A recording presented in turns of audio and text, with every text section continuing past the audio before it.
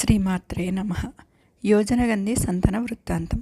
ఎవరి ఈ అమ్మాయి ఇక్కడ ఎందుకు ఉంది? దేవనాగ మానవ గంధర్వ కన్యల్లో ఎవరై ఉంటుంది? ఎవరైనా కానీ ఈ గుమగుమలు ఏమిటి? ఒకప్పుడు గంగాదేవి ఇలాగే నది ఒడ్డునే దర్శనమిచ్చింది. అనుకునేసరికి సంతనుడు కామవివసుడయ్యాడు. మాట కలిపాడు. ఎవరి అమ్మాయివి? ఇక్కడ ఎందుకున్నావు? ఇది విజనారణ్యం కదా. చారునేత్రి, ఒంటరిగా ఇక్కడ ఏమిటి చేస్తున్నావు? ఎవరి కోసం ప్రతీక్షిస్తున్నావు? వివాహితవా అవివాహితవా? దయచేసి నీ వివరాలన్నీ చెప్పు అని అడిగాడు సంతనుడు. ఈ పలకరింపులకి యోజనగంధి రవ్వంతా తత్తరపడింది. సంతనును చూసి కన్నులు పద్మాల్లా వికసించాయి.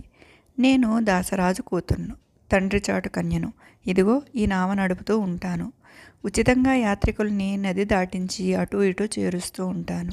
ఇవాళ మా నాన్నగారు వేరే పని ఉండి ఇంటి దగ్గరే ఉండిపోయారు. అంబుజేక్షణ, నేను కురువంశ మహారాజును. నాకు భార్య లేదు.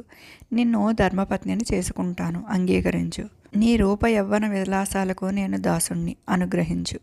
ఒకప్పుడు నాకు భార్య ఉండేది, నన్ను వదిలేసి వెళ్ళిపోయింది. ప్రస్తుతానికి విదురుణ్ణి, అంటే భార్యావిహీనుణ్ణి.